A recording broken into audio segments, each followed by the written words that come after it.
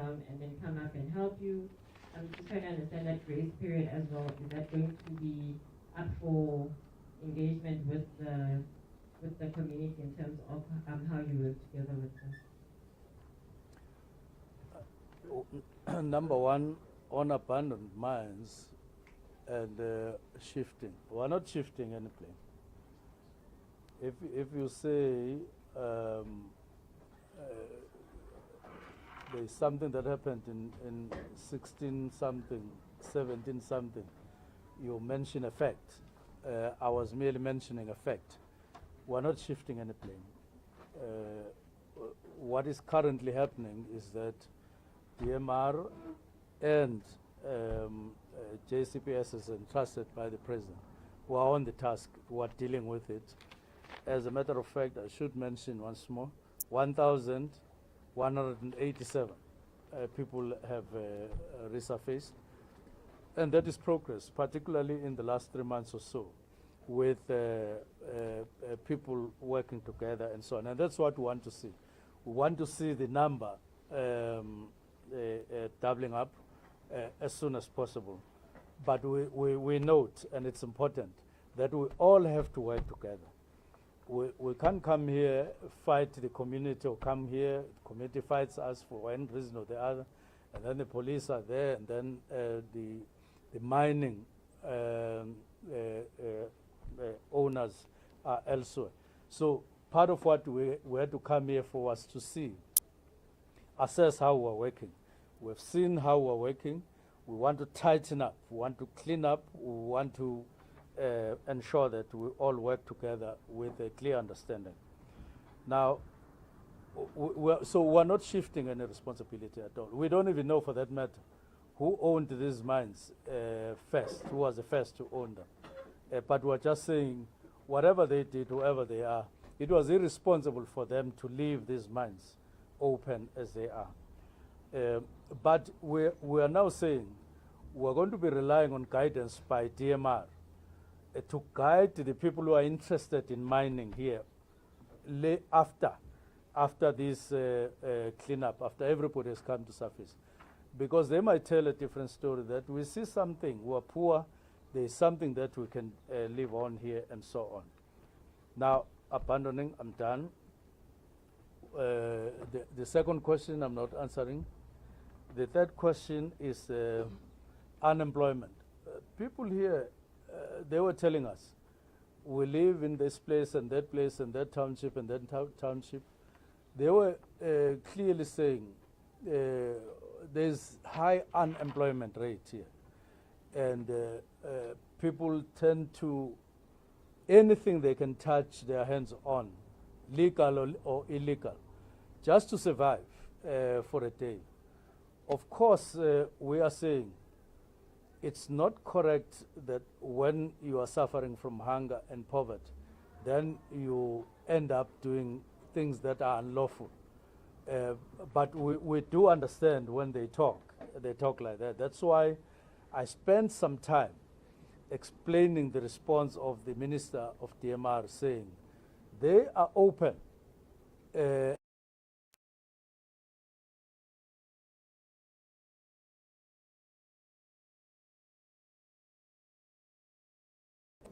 they can assist you in whatever means that have something to do with mining, to guide you how to get there, how to make leverage or leverage on whatever you are seeing. Let them do so, so that it's lawful, so that it is guided and even assisted. They are talking about even assistance. Let me get to, you are now saying, because we don't know how many people are underground. Now, what we know, which is important, is that there are people underground. They've explained about numbers. That, yes, all of us are confirming, but all we are saying is that it can't be, we can't see how they could be, the number could be as high as 4,500. So the number is somewhere below that. So how are we planning? Because we don't know. Remember, this plan is not in a scale that will carry so many people at a time and so on. We are planning to get people out. 1,187 are already out. So we are going to be enhancing that, improving on that over time. And that is what matters to us. Knowledge that there are people underground and then want to take them out. Thank you, Minister. Colleagues, we do have to let the panel go to prepare for the 5 o'clock meeting. Thank you very much for your attendance. Oh, you spoke about capacity. Capacity, yes. You can't get people to resurface at a figure of 1,187 if you don't have capacity. All we are saying, enhance the capacity, enhance the skill and so on. Thank you. Pardon? Will the miners that go down, will they be shown grace when they go down? Some of them ask. Will they be shown what? Grace. No. Grace. What? No. Because they asked, there was a man from Sanko who said that they asked. Oh, no, look, Mosikidi has spoken about people who are out, who have been processed, and then they have been sent back to their countries. It depends on, you see, our job as police is to stop you from doing something unlawful. And the way to do it is to arrest. And we send you to courts. And then courts determine. Thank you.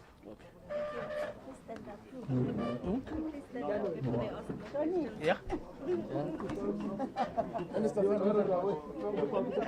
Okay, thank you very much.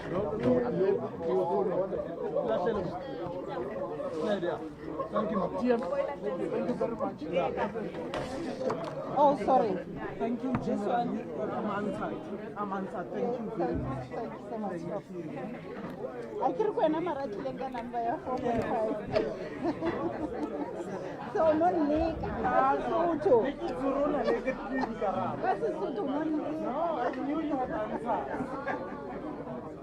And I felt to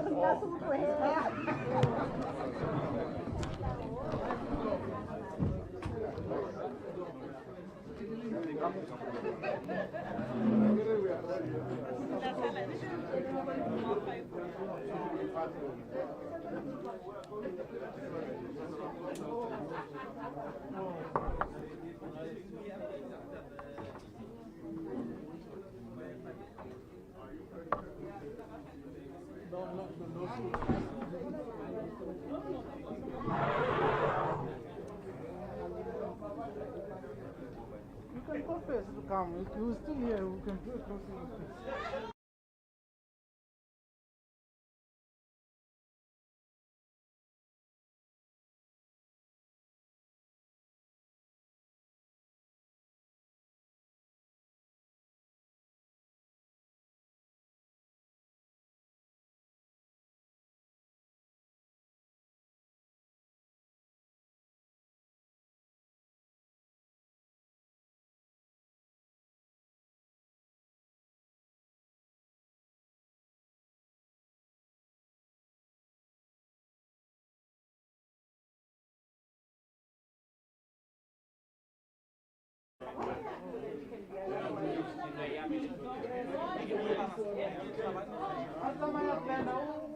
No, just check. Like, no 2 minutes.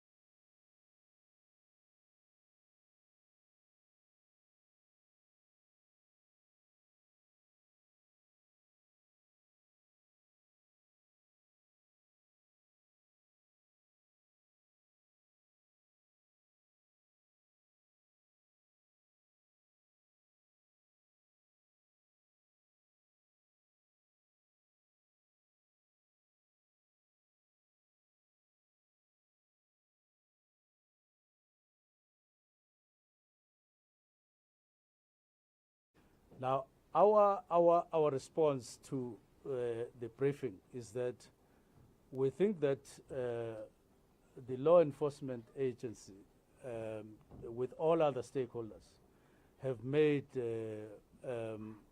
progress, especially in the last few months.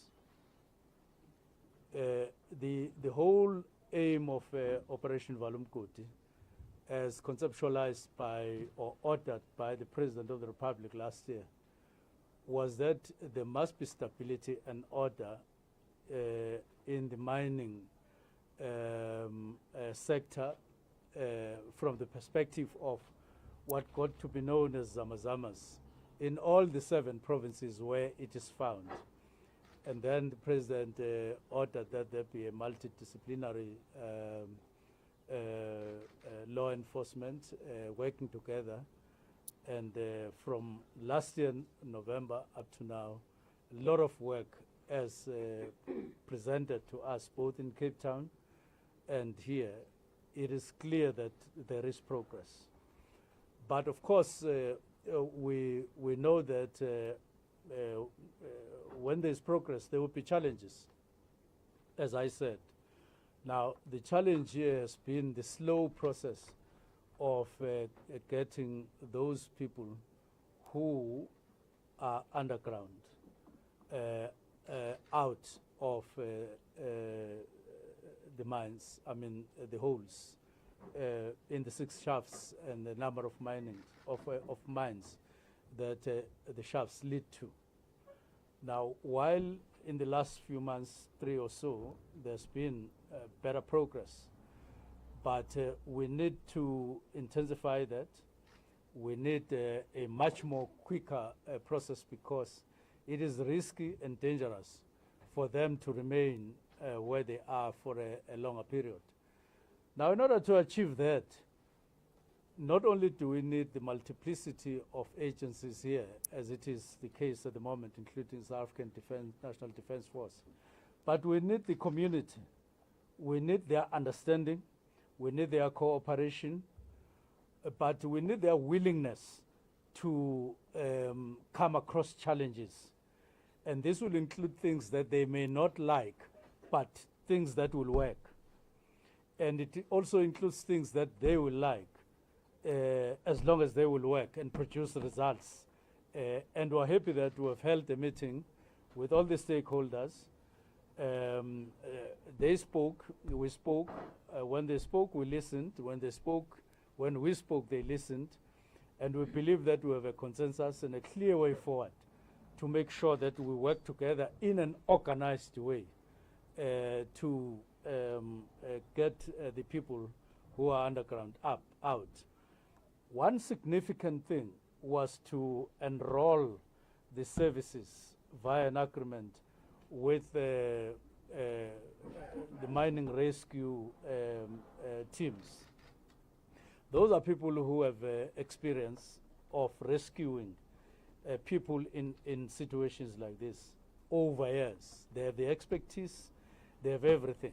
They have agreed to be part of us, hence the meeting that is going to be convened by the MEC for Safety in Northwest at 5 o'clock. They will take part. But we also want those who are identified as willing to assist from the community to also be part of the meeting at 5 o'clock. And there they are not debating what we're debating here. They are crafting plans that are going to be implemented very soon to make sure that they contribute in an agreed upon operational plan to get the people who are down up. We wouldn't want to use the word trapped, because there's nothing that has fallen to prevent them from coming up. But it just is a matter that required this understanding that we believe we have achieved, that it gets conveyed in a cooperative manner, that they get the message that everybody needs to come up and the problem gets resolved. We're happy with the outcome of our meeting. Thank you, Minister. Can we just say a few words? No, thank you very much, Minister, and we really appreciate your presence with the two deputy ministers. That as a province, we are here today. We really appreciate your presence. But it's of importance that we are saying, as a responsive government, when our people have challenges and serious concern, it's always correct that we should be able to respond adequately to our people. We are here today with them. We heard all their concerns. But we are happy that from this engagement, we have agreed on one thing. One, the agreement that we have is that we all support Valamkoti. We are supporting it, all of us. We are in agreement that this Mekotis that we have throughout, where there are mining activities, it's a problem because there is illicit mining, which is a serious criminal matter. But over and above, there is also a multiplicity of other criminal activities, which is a manifestation of this illegal mining. And therefore, from a strategy point of view of crime prevention, we deal with this, especially when we prepare for Christmas. So we have agreed that we need to fight this with the necessary might of the law.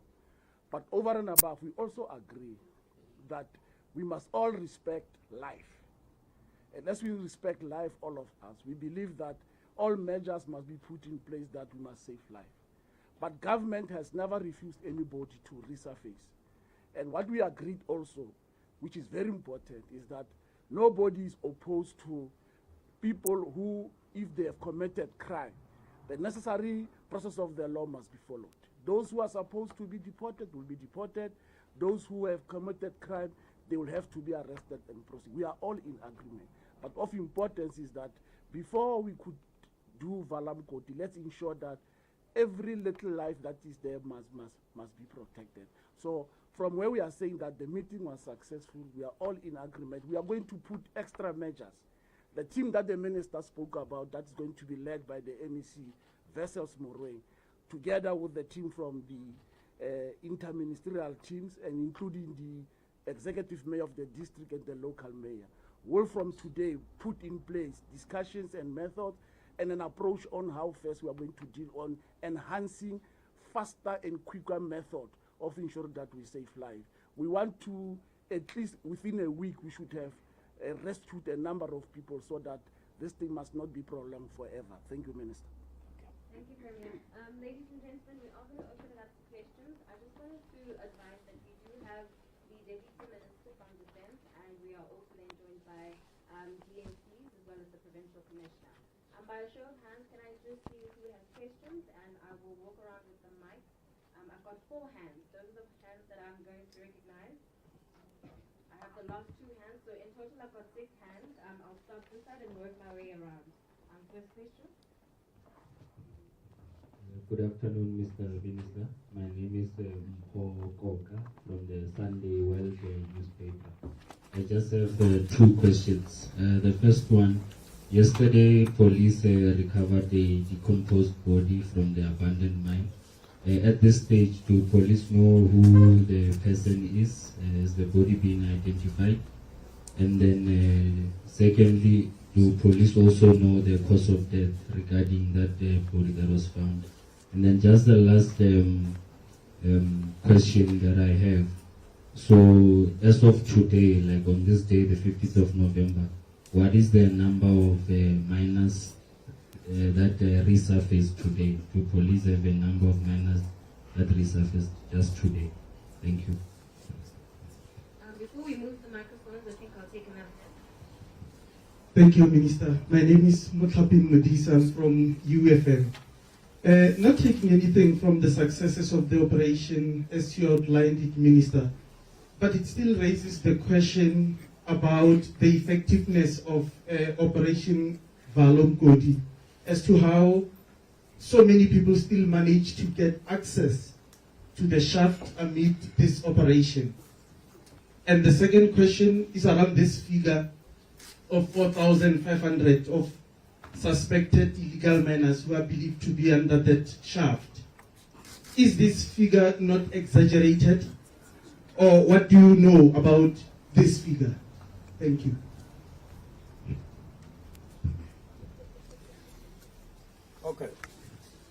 I'll answer the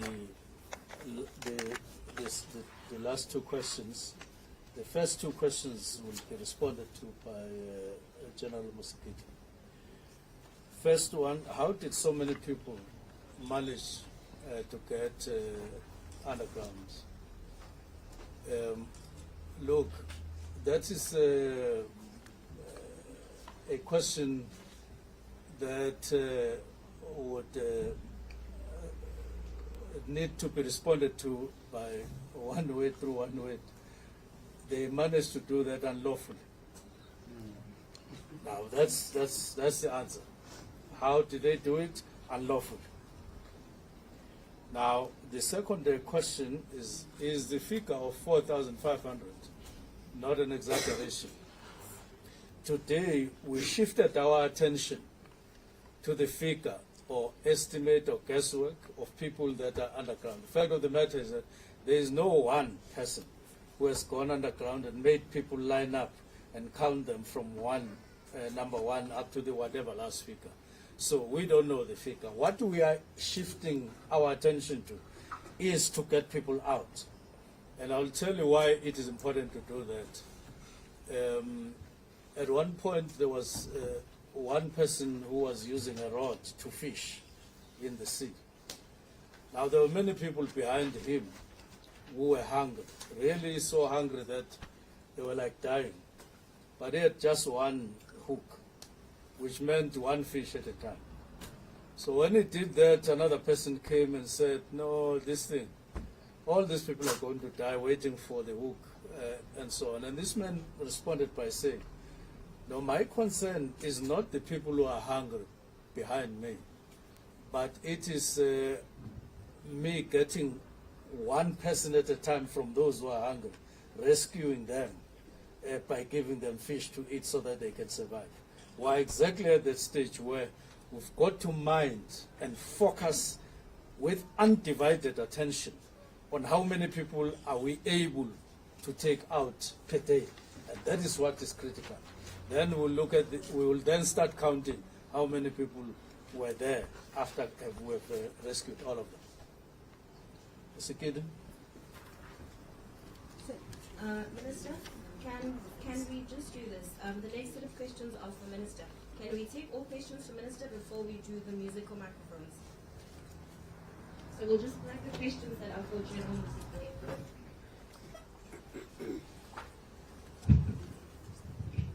Thank you. Dumela. My name is Mpofu-walsh from News 24. Minister, I heard you mentioning the issue of mine rescue experts. When should we expect to see those experts on the ground working? Secondly, Minister, there's another issue that you also mentioned about that you are interested in rescuing scores of people. But your colleague on Wednesday, Minister Nchabeni, on Wednesday or Tuesday, Minister Nchabeni mentioned that those people who are there underground must be smoked out, they are criminals and must be persecuted. Now, what message is government sending? Because the Minister and the President says people must be smoked out and persecuted. You, on the other hand, are saying that those people must be rescued and in scores, which is a rapid response. Now, the third question, Minister, this is the last one to you. What we observed since Wednesday on the scene day, we observed that your officers, particularly women in blue, they use the bush to relieve themselves. Why there are no ablution facilities there and water stations? Because relieving a person relieving him or herself is tantamount to a crime called public indecency. Now, why are those female officers being subjected to ill treatment by their employer? Thank you very much. Minister, you can respond. Thank you very much, Minister. On the two questions that were posted earlier. First, let me respond. Yes. Yeah. Oh. No, I called the name because I wanted her to respond to the issue of toilets. So you will add your response to the one. But yeah, News 24. When do we expect? What we have resolved now is that at 5 o'clock there's going to be an ops meeting. In other words, a meeting that will solely and exclusively deal with the plan, which will include time frames for whatever that needs to be done to get those people out as quickly as possible. I want to preempt them, let them meet, and we want those people, we want by end of the week to hear positive news. We can't say by end of the week they will have been moved out, but we want to see results within the shortest possible time, and it must happen because it is dangerous to stay like that. So the sooner the better. And remember, it's now what police have put in place, but we now are adding expertise and skill and experience in doing this, and adding all together, plus the community's contribution. Second question, now, Minister Nchabeni would have made the statement that you are referring to. Fortunately, she is alive. If you want an explanation in terms of what did she mean and all of that, please phone her to get more clarity and elaboration on what she said. Number 3 is the toilets. I would want General Mosekidi to start from there in terms of responding, including on other questions that we have asked. Thank you very much, General. Thank you very much, Minister. On the last issue,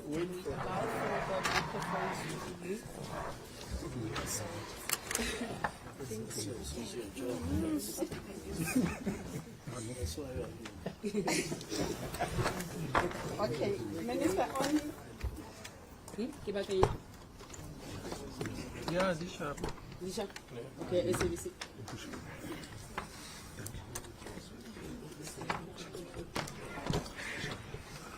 Okay, now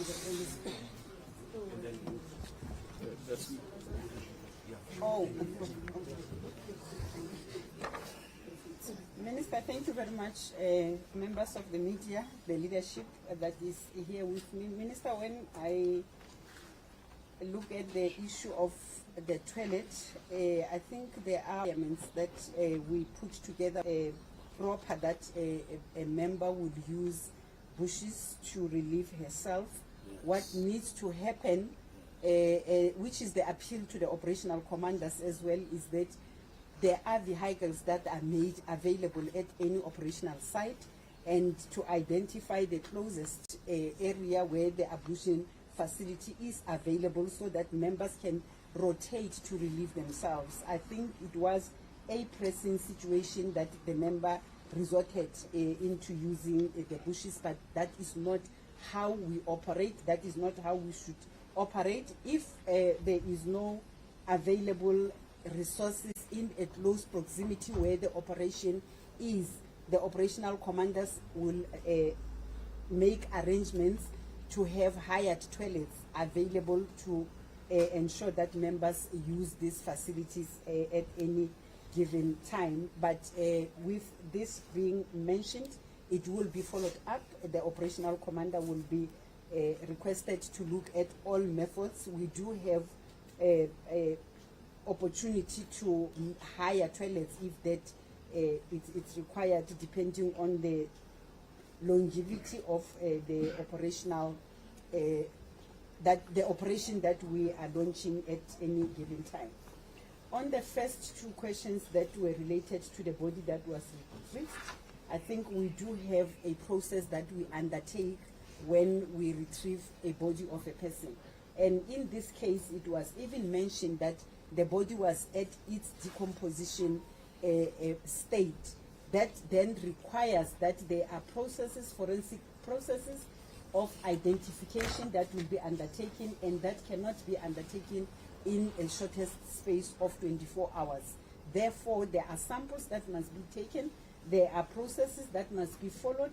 Even if a person can say, this is my family member, it then says we will take the samples from the people that are claiming to be knowing who the body belongs to, so that it can be processed through our forensic services. And in this case, we do have a period where we will request that we fast track the processing of the the DNA identification so that we can, at closest time, to inform the family of the deceased who the deceased is. So on the question of do we know as the police who the person is, the answer is no, not yet.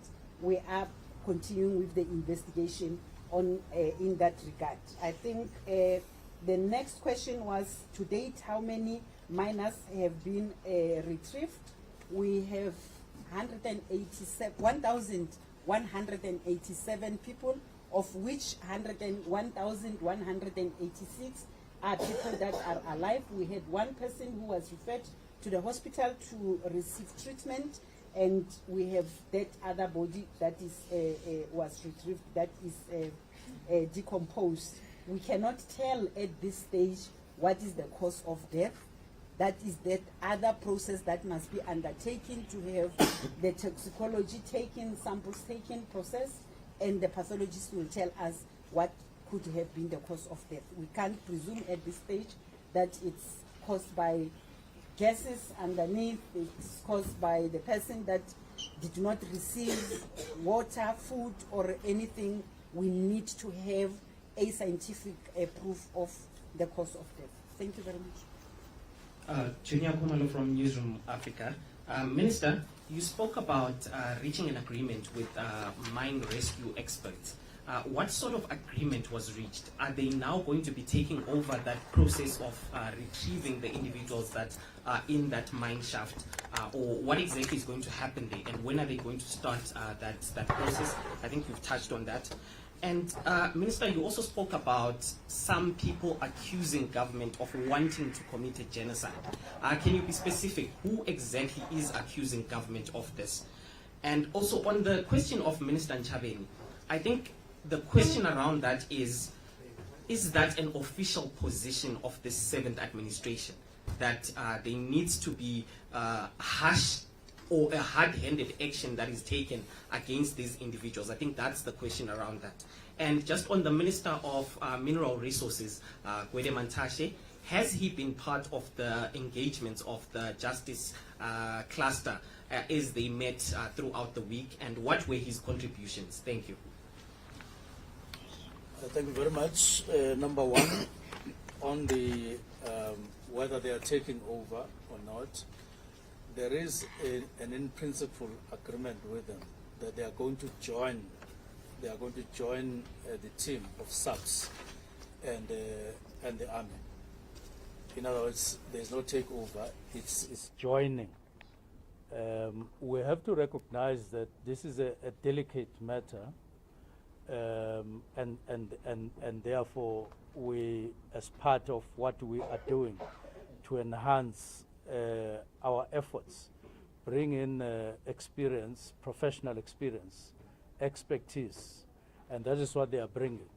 As to when they are starting, they are starting at 5, meeting, crafting what to do. One of the things they mentioned when we were talking, minding that we didn't have time, and therefore we said don't delve into plans.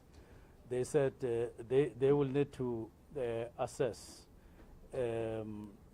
professionally make an assessment in terms of what is the situation so that they craft what needs to be done. And we appreciate that. And it goes with safety, it goes with speed, but they have agreed to be part of us and to join the team that is working. Number two, who are accusing us of genocide?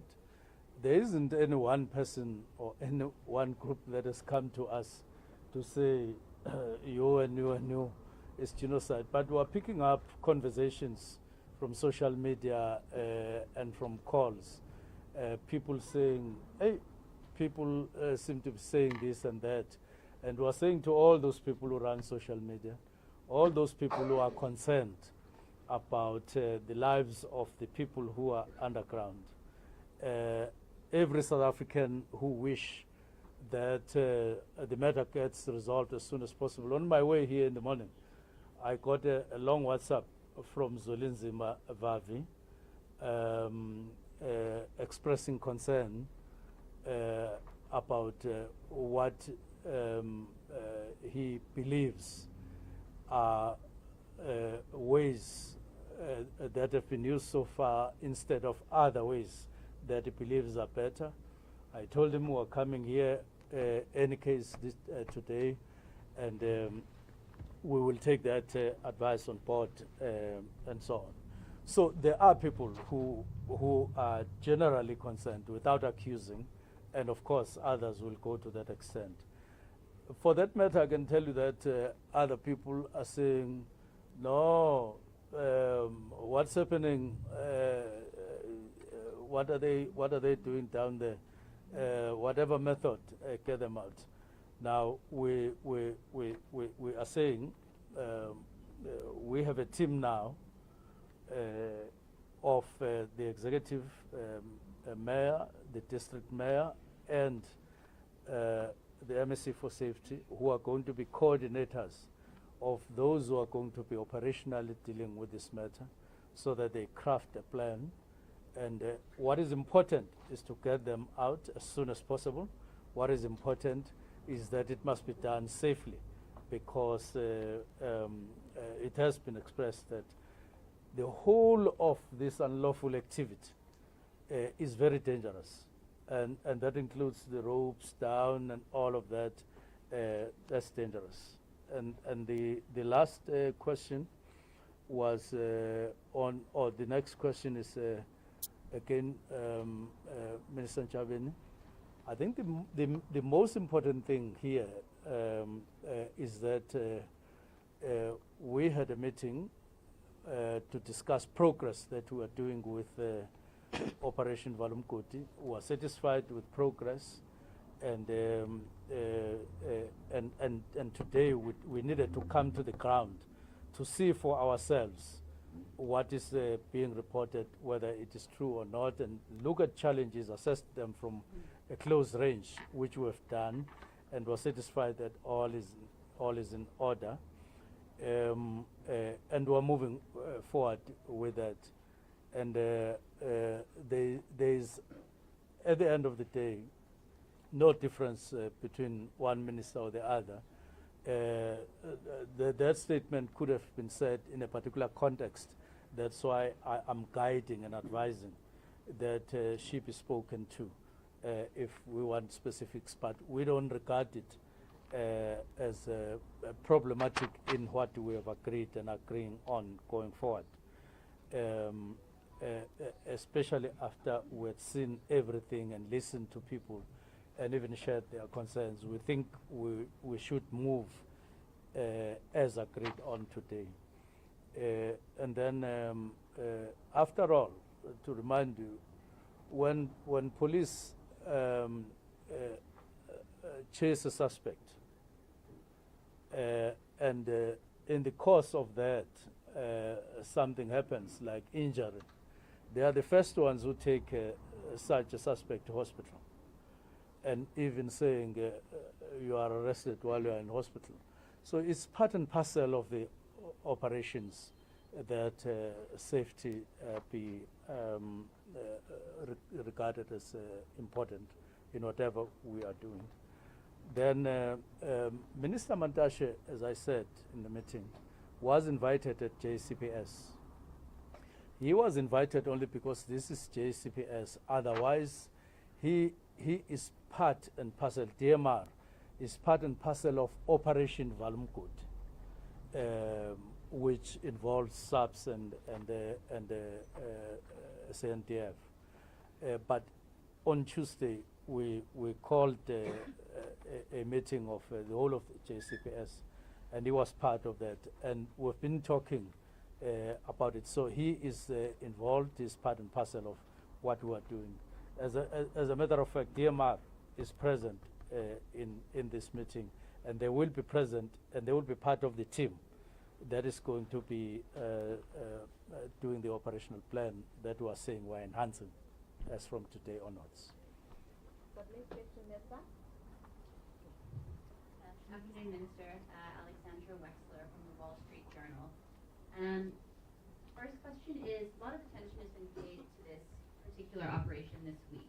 How long have police been blocking deliveries of food and water, and how long has this operation been going on? Has it been days, weeks, months? Second question is, what is happening to the people who do resurface? Are they being arrested? Are they being charged with a crime and sent home? If they're not South African, are they being deported? And last question, what is the actual name of this mine where this shaft is, and who's supposed to be maintaining these seals? Is it the DMRE or someone else? Thank you. When did this operation start?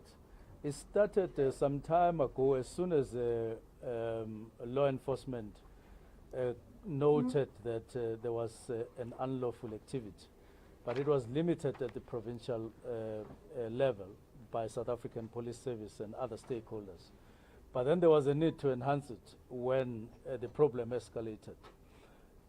And then there was a time, November last year, when President himself took a decision that these unlawful activities are happening in 7 provinces, not just in one.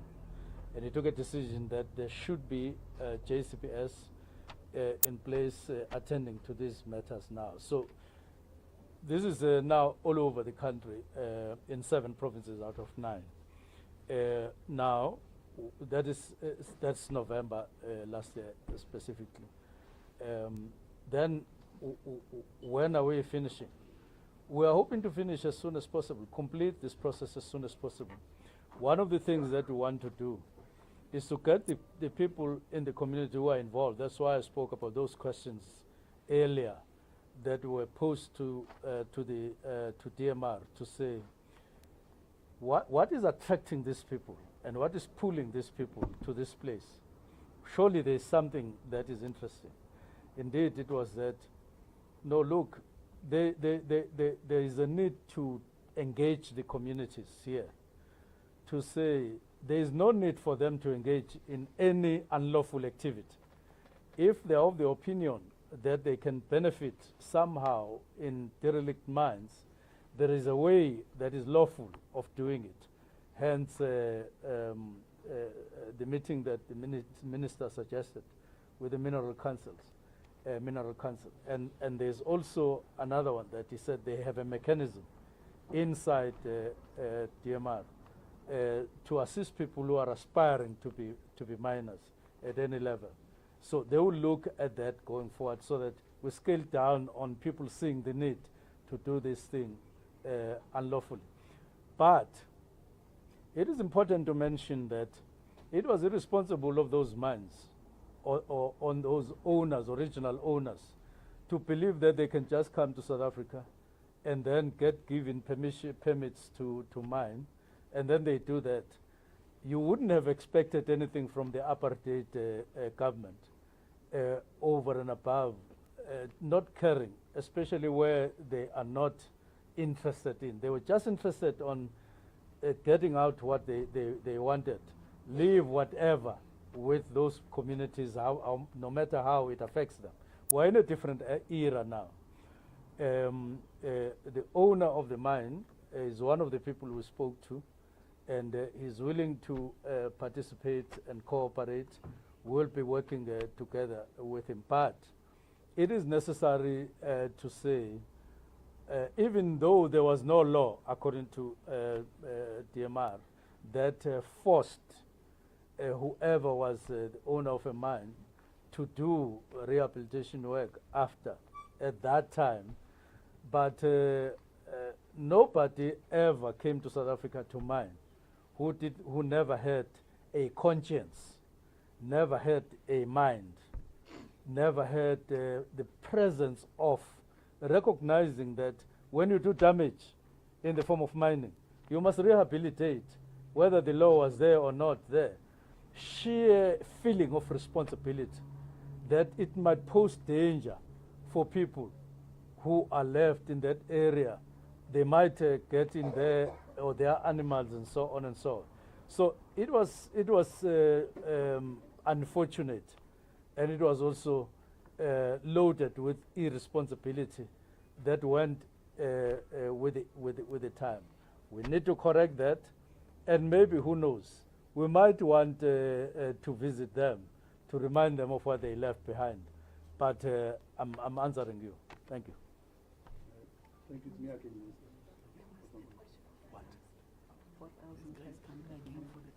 Or 4,500. Musikidi is interested in the figures.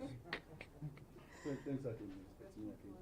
Minister, I feel that you have shortchanged me on question number 2. Question number 2, let me rephrase it. South Africans must believe who between you and Minister Chavini, because judging by the remarks that remember what Minister Chavini said when she addressed the media yesterday, and what you are saying today, that you are interested in rescuing people. South Africans must believe who? You or the minister who talked about calling people to be persecuted and to be smoked out? South Africans must believe who? Secondly, Minister, there are allegations that some of those illegal miners underground were allegedly kidnapped, taken by force to go and work underground by heavily armed people. Have you, by any chance, during the arrest, recovered maybe dangerous weapons that were used by some of the illegal miners? Thank you. All right, let me start with the last one, because I'll answer part of it. Musikidi will come with on firearms. On allegations, we haven't come across any such allegation. But if it was left out during the during presentations, Musikidi will cover us. But we're aware now that there's more than 1,000 people that have moved out. We're not aware of any force forcing them out. We're even aware of somebody who was sent by the community down to interact and coming out after 40 minutes or so.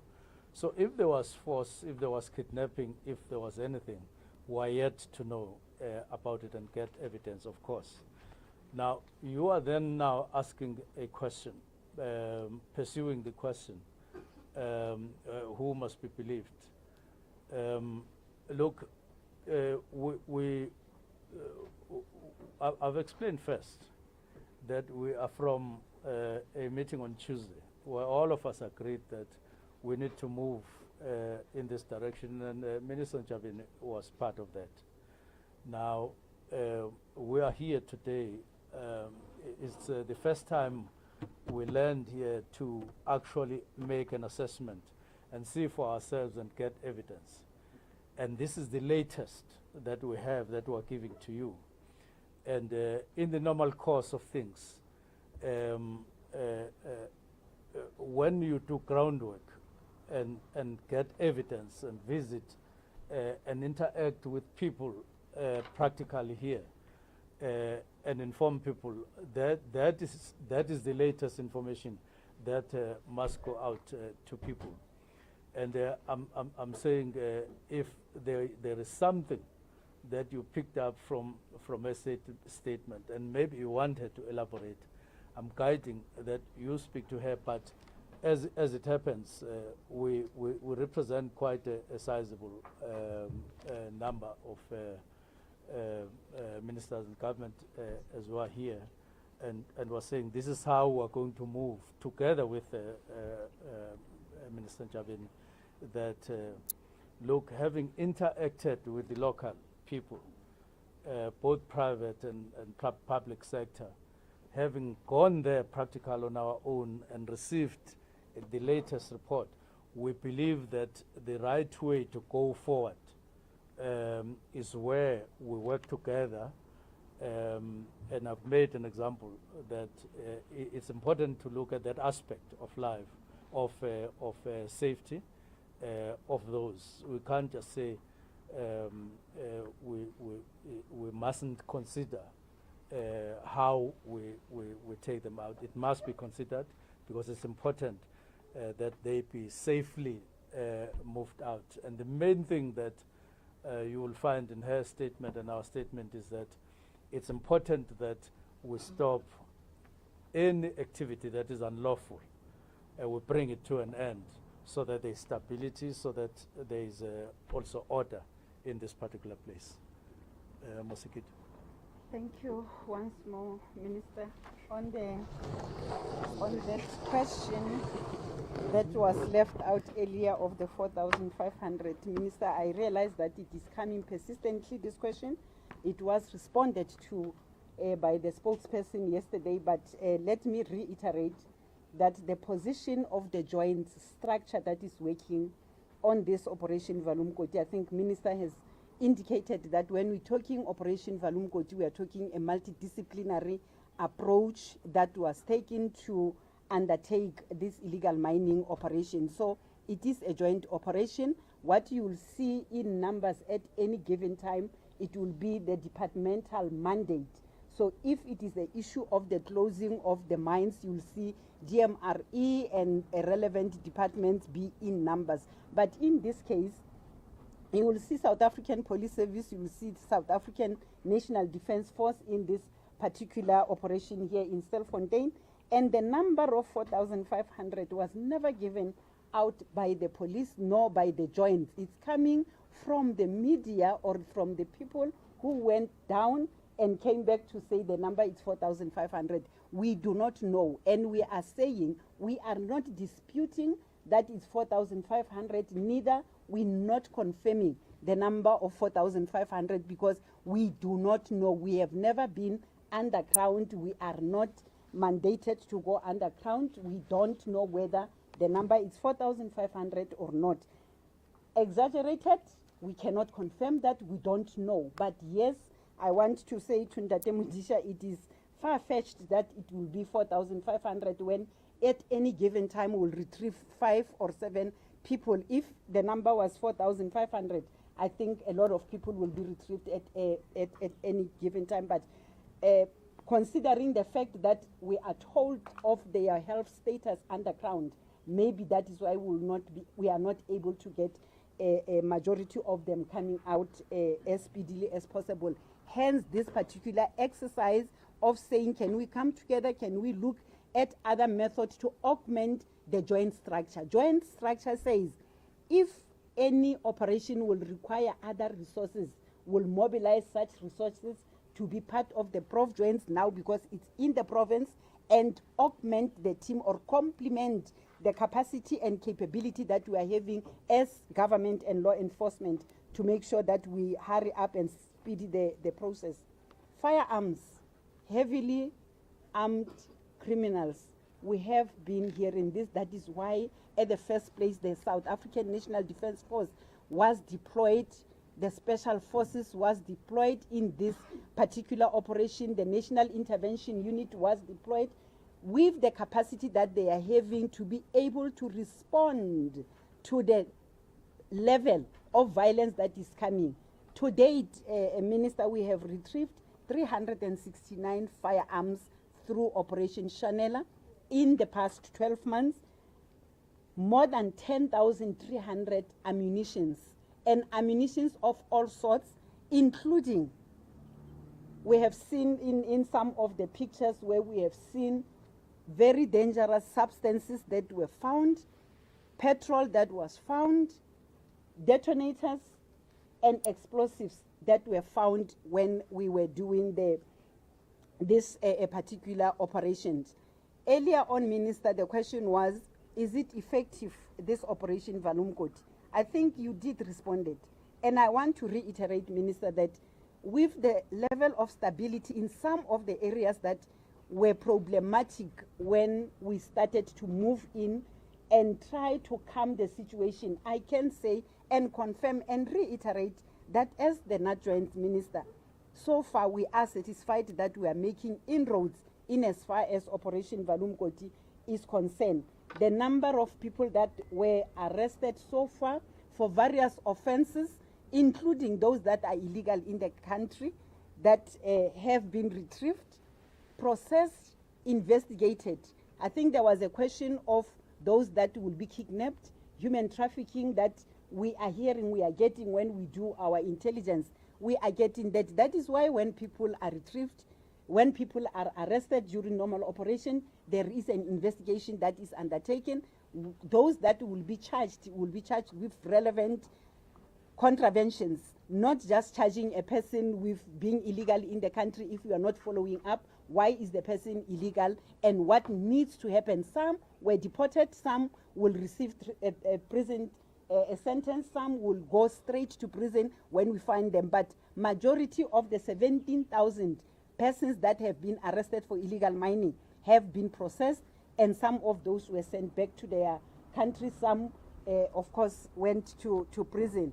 And Minister, these operations are undertaken considering the high flyers as well as your low-level criminality that is happening. We're looking at level 1 to 2 of criminal value chain. We are also looking at level 3 to 5 of criminal value chain, where we will see the Directorate for Priority Crime Investigation, the AFU, coming in and doing what they are doing. During the release of the successes of Operation Valumkoti, we did give the breakdown of what came out of level 3 to 5 of the criminal value chain, what came out of level 1 to 2 of the criminal value chain. People who were deported, people who received the straight prison sentence.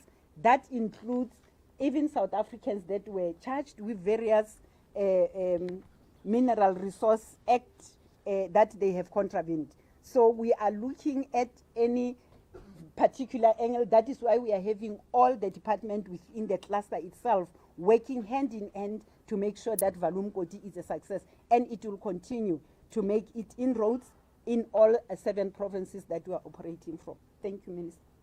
Thank you, General. We have another question. Thank you so much, Minister. Minister,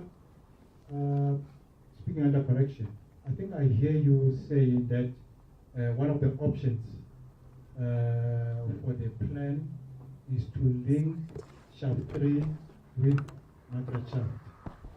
When you involved when you brought in the task team with experience in the mining with such activity taking place now, what other options, Minister, or what did they tell you that these are the possibilities that they can use to resurface the men down there? Thank you. Well, we're not yet there.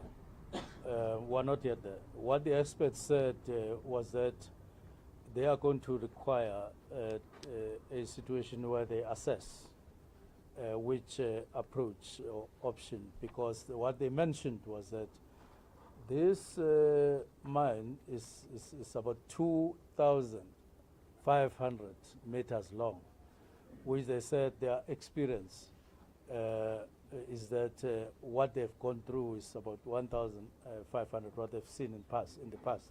And this one is what it's something they have never seen before, and therefore it requires extraordinary skill and expertise, which must be predated by, or it must start with a thorough assessment in terms of the challenges and every other thing, the risks and all of that. So at this moment, we're just going to wait for them, the combined team, to work out a plan that will see us as quickly as possible overcoming this particular problem.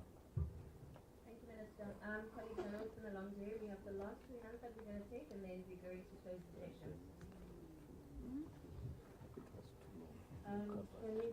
From ENCA, a lot of the questions I had have been asked, so I'm just going to hopefully ask some that haven't been asked, and apologies if I ask what has been asked.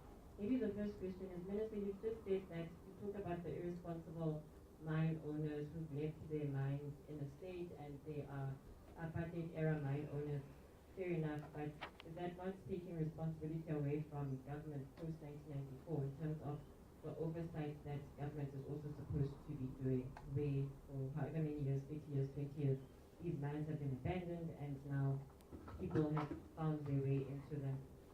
And I know EMR questions have been asked, but where exactly is the minister? And that's not your question to answer, I understand, but where is the minister, given that he's been referenced here so many times by the minister himself, but also by the different stakeholders that spoke here? Why is the minister not here? And then just also from your understanding that you have been briefed again, that issue of some of the miners who are underground saying that they've been coerced into this. Just what is the minister's understanding in terms of what is actually going on here? Is it an issue of unemployment and poverty? Have people been coerced into this? Is it just an opportunity that they found because of these mines?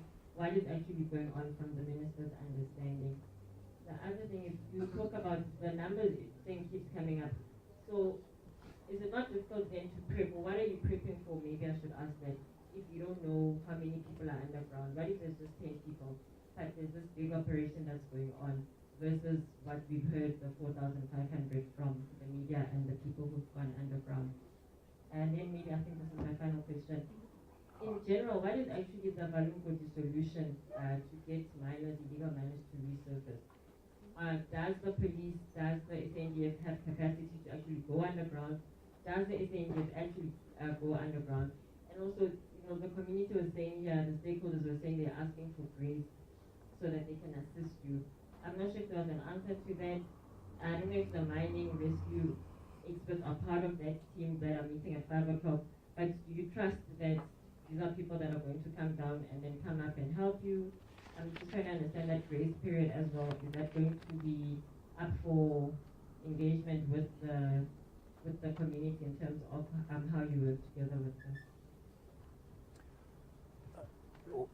Number one, on abandoned mines and shifting. We're not shifting anything. If you say there's something that happened in 16 something, 17 something, you mention a fact. I was merely mentioning a fact. We're not shifting any plane. What is currently happening is that DMR and JCPS is entrusted by the president, who are on the task, who are dealing with it.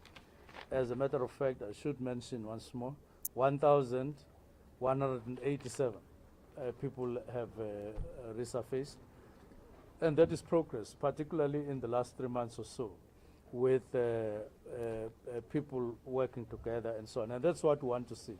We want to see the number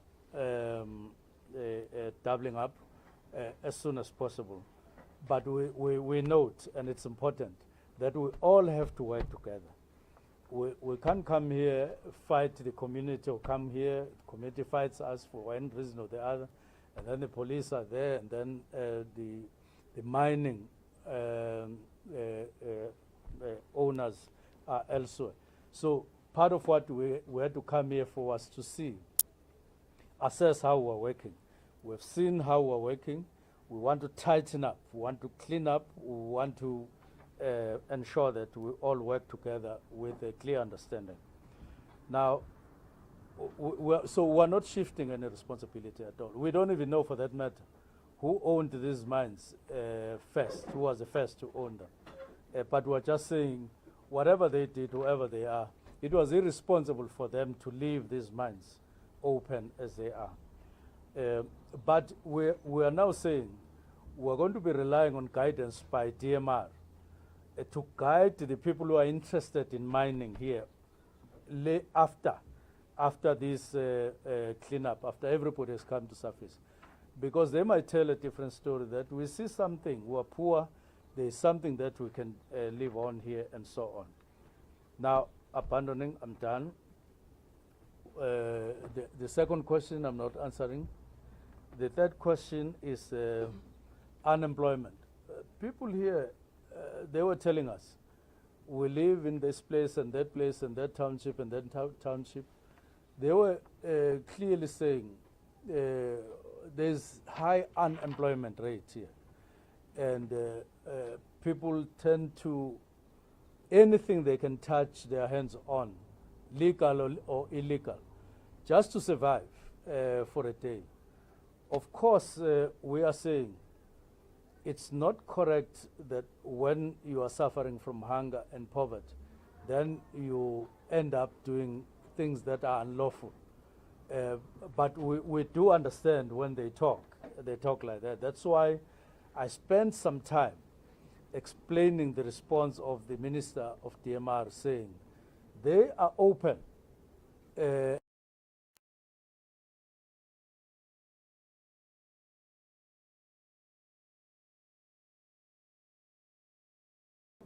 they can assist you in whatever means that have something to do with mining, to guide you how to get there, how to make leverage or leverage on whatever you are seeing. Let them do so, so that it's lawful, so that it is guided and even assisted. They are talking about even assistance. Let me get to, you are now saying, because we don't know how many people are underground. Now, what we know, which is important, is that there are people underground. They have explained about numbers. That, yes, all of us are confirming, but all we are saying is that it can't be, we can't see how they could be, the number could be as high as 4,500. So the number is somewhere below that. So how are we planning? Because we don't know. Remember, this plan is not in a scale that will carry so many people at a time and so on. We are planning to get people out. 1,187 are already out. So we are going to be enhancing that, improving on that over time. And that is what matters to us. Knowledge that there are people underground and then want to take them out. Thank you, Minister. Colleagues, we do have to let the panel go to prepare for the 5 o'clock meeting. Thank you very much for your attendance. Oh, you spoke about capacity. Capacity, yes. You can't get people to resurface at a figure of 1,187 if you don't have capacity. All we are saying, enhance the capacity, enhance the skill and so on. Thank you. Pardon? Will the that go down, will they be shown grace when they go down?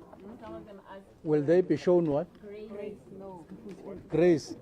What? No. Because they asked, there was a man from Sanko who said that they asked. Oh, no, look, Mosikidi has spoken about people who are out, who have been processed, and then they've been sent back to their countries.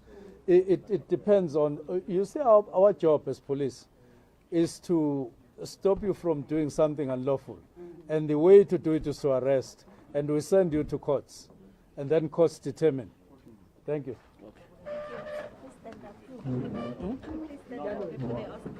Yeah.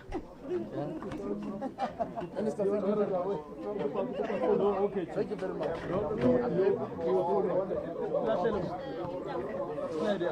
Thank you, thank you very much. Oh, sorry. Thank you, this one.